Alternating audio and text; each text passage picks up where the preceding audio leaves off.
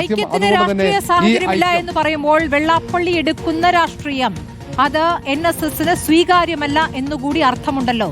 അപ്പോൾ BJPക്ക് അനുകൂലമായിക്കൊണ്ട് വർഗീയമായ പ്രസ്താവനകൾ നടത്തുക, വാചകങ്ങളിൽ പിണറായി സർക്കാരിനൊപ്പമാണെന്ന് പറയുക, ഈ തരത്തിൽ രണ്ട് തരത്തിലും ഉള്ള പ്രയോഗങ്ങളും പ്രതികരണങ്ങളുമായിട്ടാണ് വെള്ളാപ്പള്ളി മുന്നോട്ട് പോകുന്നത്. ആ രാഷ്ട്രീയം NSSന് സ്വീകാര്യമല്ല എന്നു തന്നെയല്ലേ വളരെ വ്യക്തമായി ബോർഡ് വ്യക്തമാക്കുന്നത്? സായികുമാർ, തീർച്ചയായും സ്മൃതി, ഇതിൽ വലിയ രാഷ്ട്രീയ പ്രാധാന്യമുണ്ട്. കാരണം നായാടി മുതൽ നസ്രാണി വരെ എന്ന പുതിയൊരു ഐക്യ സന്ദേശം അത് പെട്ടെന്ന് വെള്ളാപ്പള്ളി നടേശൻ പ്രഖ്യാപിച്ചതല്ല എന്ന് തന്നെയായിരുന്നു അന്ന് എല്ലാവരും വിലയിരുത്തിയിരുന്നത്. കാരണം അങ്ങനെയൊരു തീരുമാനം വെള്ളാപ്പള്ളി പ്രഖ്യാപിക്കുമ്പോൾ തന്നെ വളരെ വേഗത്തിൽ അതിനെ സ്വാഗതം ചെയ്യുന്ന, അതായത് നേരത്തെ ഇരുവരും തമ്മിൽ ആശയവിനിമയം ഉണ്ടായിരുന്നു എന്ന് പോലും തോന്നിപ്പിക്ക വിധത്തിലാണ് G. സുകുമാരൻ നായരുടെ പ്രതികരണം ഉണ്ടായിരുന്നത്.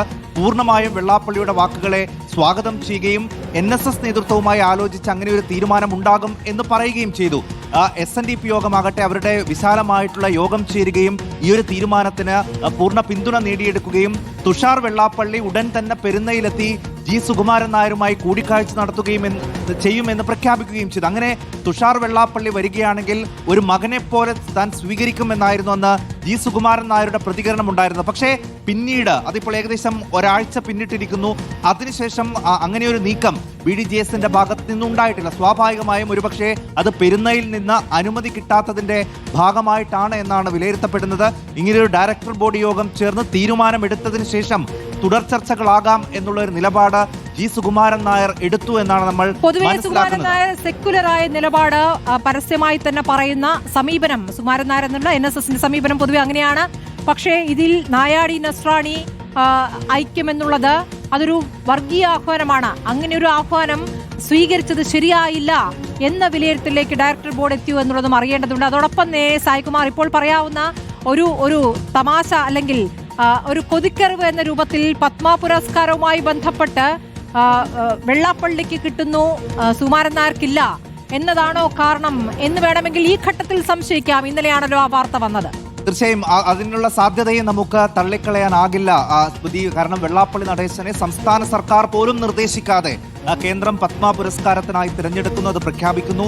നേരത്തെ പത്മ പുരസ്കാരത്തെ തള്ളിപ്പറഞ്ഞ വെള്ളാപ്പള്ളി നടേശൻ അതൊരു വലിയ അംഗീകാരമായി, ജനങ്ങൾക്ക് വേണ്ടി പ്രവർത്തിച്ചതിന് കിട്ടിയ ഒരു വലിയ അംഗീകാരമായി അതിനെ സ്വീകരിക്കുന്നു. ആ സമയത്ത് G. സുകുമാരൻ നായർക്ക് അതില്ല. അതായത് കേന്ദ്രം നേരിട്ട് BJP തന്നെ നേരിട്ട് ആ പത്മ പുരസ്കാര പട്ടികയിലേക്ക് വെള്ളാപ്പള്ളി നടേശനെ തിരഞ്ഞെടുത്തതാണ്. അതുമായി ബന്ധപ്പെട്ട വലിയ വിവാദം ഇപ്പോൾ ഒരു വശത്ത് നിൽക്കുകയും ചെയ്യുന്നു. ആ ഒരു കൊതിക്കുറവ് മൂലമാണോ ഇപ്പോൾ ഈ ഒരു പിണക്കം പരസ്യമായത് എന്ന് സംശയിക്കുന്നവരെ നമുക്ക് കുറ്റപ്പറയാൻ കഴിയില്ല.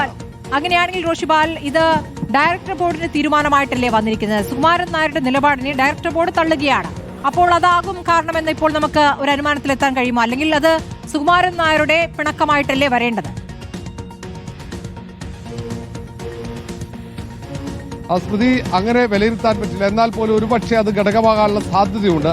ഏതായാലും സുകുമാരൻ നായർ അന്ന് തന്റെ വ്യക്തിപരമായ നിലപാടാണ് ഈ ഐക്യം വേണമെന്നത് അത് പ്രസക്തമാണ്, അത് കാലഘട്ടത്തിന്റെ അനിവാര്യതയാണെന്ന് പറയുമ്പോൾ അതെന്റെ വ്യക്തിപരമായ നിലപാടാണെന്ന് പ്രത്യേകം അന്ന് സുകുമാരൻ നായർ പരാമർശിച്ചിരുന്നു.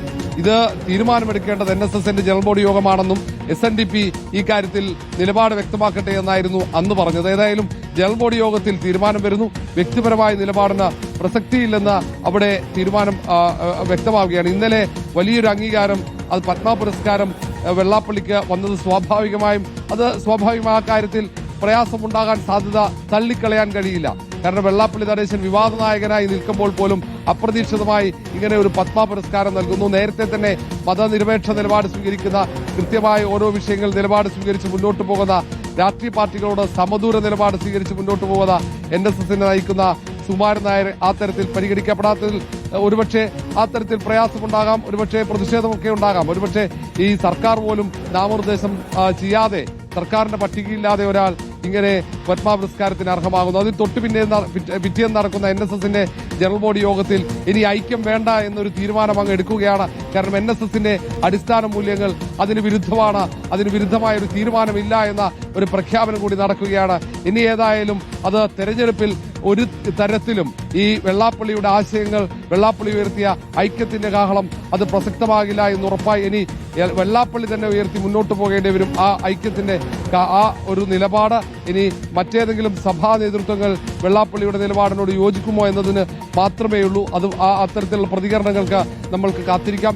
NSS ഇങ്ങനെ ഒരു നിലപാട് സ്വീകരിച്ചതോടെ ഇനി ആ ഒരു ഐക്യത്തിന് ഒട്ടും പ്രസക്തിയില്ലാതായി മാറുന്നു എന്നതാണ് ഇനി NSS തെരഞ്ഞെടുപ്പിൽ സ്വീകരിക്കുന്ന രാഷ്ട്രീയ നിലപാടാണ് ചർച്ചയാകേണ്ടത്. മാത്രമല്ല